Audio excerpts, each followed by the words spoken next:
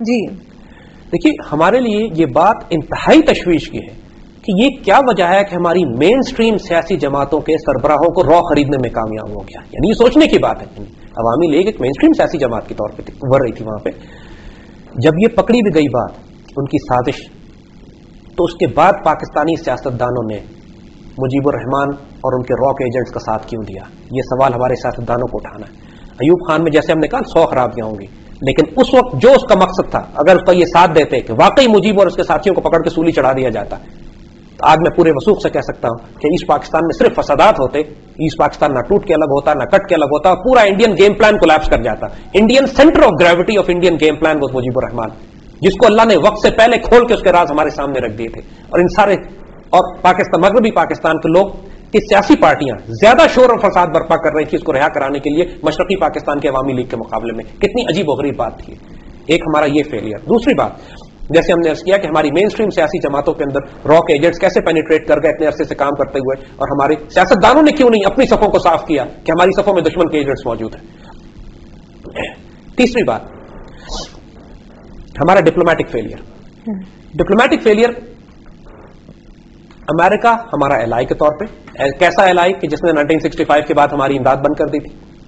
1971 کی جنگ سے پہلے اندرا گاندھی نے پوری دنیا کے طوفانی دورے کیے، ہر بڑے ملک میں گئی، اور ہر بڑے ملک کو اس نے ایک پروپیگنڈا کر کے کنونس کیا کہ مشرقی پاکستان میں پاکستان بڑے ظلم کر رہا ہے، بنگالیوں کی ہمیں مدد کرنی چاہیے. یعنی اس نے ماحول تیار کیا ڈپلومیٹک لیول کے اوپر. ہمارا فورن آفس کیا کر رہا تھا، ہمارے فورن منسٹر کیا کر رہے تھے؟ انڈیا کی اس سازش کو جو پوری دنیا میں پھیلائی جا رہی تھی ہمارے خلاف، کئی مانیٹر نہیں کر رہے تھے کہ وہ جا کے کس تھیم پہ اور کس پروپیگنڈے پہ وہ بات کر رہی ہے. صاف نظر آ رہا تھا کہ ایک بہت بڑی جنگ کی تیاری کی جائے گی، کیونکہ اس سے پہلے یہ ڈپلومیٹک راہ ہموار کی جا رہی تھی. ہم نے کسی قسم کا کسی ملک میں، نتیجہ یہی ہوا کہ جب ڈپلومیٹک لیول کے اوپر ہمارے فیلئرز آنا شروع ہوئے، جب ہم پوری طرح سے آئسولیٹ ہو گئے. روس تو پہلے ہی ہمارے خلاف تھا، امریکن کو کنونس کر لیا کیسنجر کو جا کے، اور نکسن کو کنونس کر لیا اندرا گاندھی نے. چائنا کو پہلے اپنا وہ ایگریمنٹ کر کے روس کے ساتھ کہ ہم اگر جنگ ہوگی تو ہمارے خلاف، تو اس میں روس ساتھ دے گا انڈیا کا. ہم بالکل آئسولیٹ ہو چکے تھے. کیا وجہ تھی؟ بہت بڑا فیلئر. کیونکہ آخر میں کہ جب یونائٹڈ نیشنز میں بھی ریزولوشنز پاس ہونے کی بات ہوئی، دیکھیے پاکستان کو آخری وقت تک امریکہ یہ امید دلاتا رہا کہ ہمارا 7th فلیٹ آئے گا آپ کو بچانے کے لیے، ان کا بحری بیڑا آنا تھا بچانے کے لیے. یہ صرف تسلی تھی. جیسے بات ہم نے کہی تھی کہ آج اب کنفرم ہو چکی ہے بات یہ کہ کیسنجر اور نکسن ایگری کر چکے تھے اندرا گاندھی کی اس تھیم کے اوپر کہ پاکستان کو ہم نے توڑنا ہے. لیکن وہ اس بات پر انڈیا سے راضی نہیں تھے کہ مشرقی پاکستان کے بعد مغربی پاکستان پر بھی حملہ کیا جائے. انڈیا کے پلان زیادہ تھے. انڈیا کا پلان یہ تھا کہ مشرقی پاکستان کو کھائیں گے پھر مغربی پاکستان پہ بھی حملہ کریں گے. یہاں پہ امریکن راضی نہیں ہوئے ان سے. انہوں نے کہا نہیں، مشرقی پاکستان کو تم لے لو، مغربی پاکستان کو نہیں. اور صرف اس بات کو ایشور کرنے کے لیے انہوں نے اپنا بحری بیڑا قریب بھیجا تھا آہستہ آہستہ، جو بے آف بنگال میں 15 دسمبر کو داخل ہوا ہے. 16 دسمبر کو فال ہو رہا تھا ڈھاکہ. یعنی ہمارے دوست، ہمیں سو کالڈ دوست، ہمیں صرف آسرا دلاتے رہے کہ ہم تمہاری مدد کے لیے آ رہے ہیں. پوری پاکستانی حکومت اس پر تکیہ کر کے بیٹھی ہوئی تھی. ہمارے فوجیوں کو تسلی دلا دی گئی کہ تم فکر نہ کرو، چند دن کے بعد امریکن پہنچ رہے ہیں تمہاری مدد کرنے کے لیے. سب جھوٹ اور مکاری فریب، کچھ بھی نہیں. بیچارے فوجیوں کو دھوکے میں رکھا. اور یعنی کمپلیٹ ڈپلومیٹک فیلئر. جیسے ہم نے عرض کیا، ہمارے وقت کی حکومت اور ہمارے فورن آفس. پھر فال سے کچھ دن پہلے پاکستان کے فورن منسٹر کو نیو یارک بھیجا گیا. یونائٹڈ نیشنز کی کانفرنس تھی، پاکستان کو ڈسکس کیا جا رہا تھا، اسی ایشو کو ڈسکس کیا جا رہا تھا. کئی ملک ریزولوشنز پیش کر رہے تھے. پولینڈ نے ایک ریزولوشن یہ پیش کی تھی کہ پاکستان اس کو آزاد کر دے، نکل جائے اس معاملے کو، چھوڑے، ختم کرے، اور پاکستانیوں کو ایگزٹ دے دیا جائے گا. پاکستان کے فورن منسٹر 3 دن نیو یارک کے ہوٹل میں سوتے رہے کہ مجھے زکام ہو گیا ہے. چوتھے دن جب وہ گئے اٹینڈ کرنے کے لیے اس ریزولوشن کو، تو پھاڑ کر آ گئے.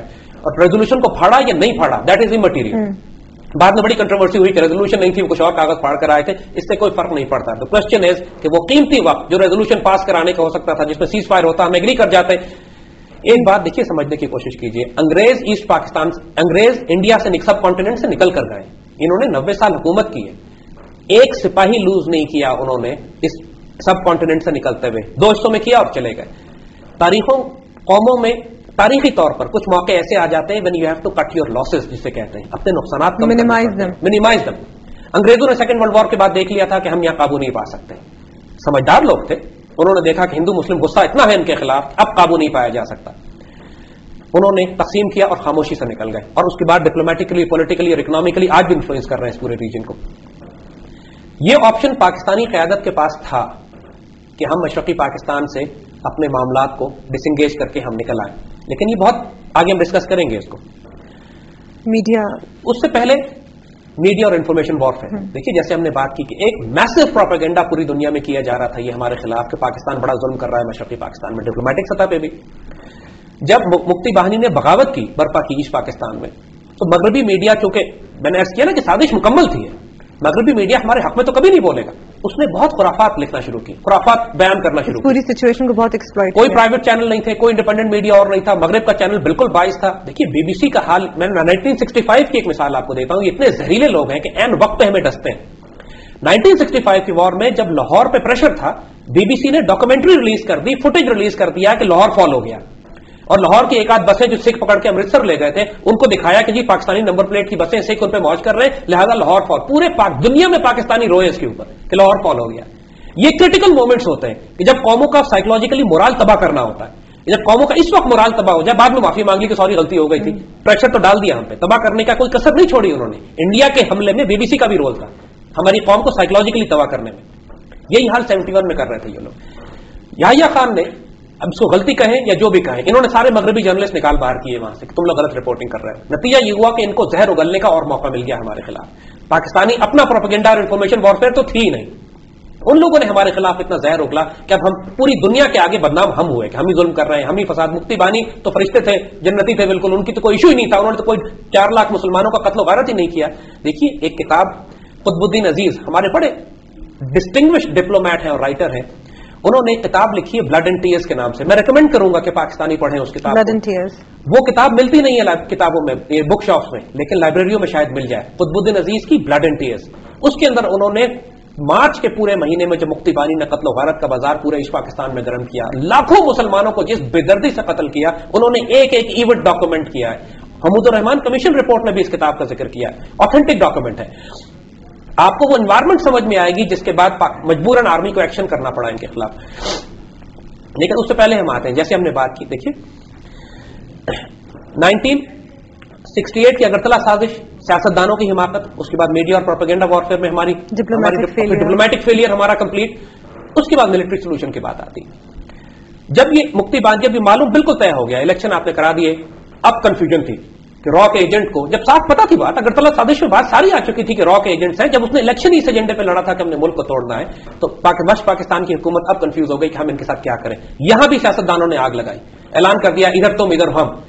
मुजीब इंतजार ही इस बात का कर रहा था कि कोई हमें शय दे और हम भड़के, और उसने यही किया। इसी बात को बुनियाद बनाकर कि जब मगरबी पाकिस्तान के सियासतदानों ने हमें अलग ही कर दिया है, उसने बहाना ये बनाया, गो के फैसले वो पहले ही कर चुके थे, होता या ना होता ये उसने करना ही था, उसने लाने बगावत किया। उससे पहले पाकिस्तान की तरफ से साहबजादा याकूब को कमांडर ईस्टर्न कमांड बना के ईस्ट पाकिस्तान भेजा गया।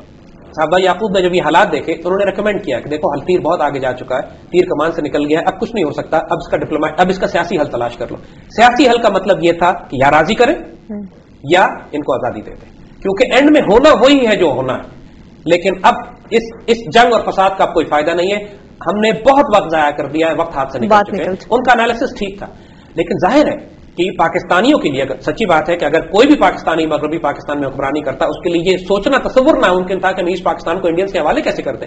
तारीख में लिखा चला जाता कि बगैर लड़े इन्होंने पाकिस्तान तोड़ के इनके हवाले कर दिया। अटेम्प्ट की गई, उन्होंने कहा कि नहीं, जनरल को भेजा गया, मगर अल्लाह मग़फ़िरत करे जनरल न्याज़ी अब दुनिया में नहीं है, हम उनके बारे में कुछ नहीं कहेंगे, लेकिन वो इस काम के काबिल नहीं थे जिस काम की जिम्मेदारी उनको दे दी गई। हम फिर कहेंगे, देखिए हालात उस वक्त क्या हो चुके थे। अब हम मिलिट्री एस्पेक्ट क्या है, इसको फिर हम ब्रेक के बाद जी, इसको हम करते हैं डिस्कस ब्रेक के बाद। इस वक्त हुआ एक शॉर्ट कमर्शियल ब्रेक का, हाजिर होते हैं ब्रेक के बाद। Welcome back after the break. जी जैसा बात हो रही थी 1971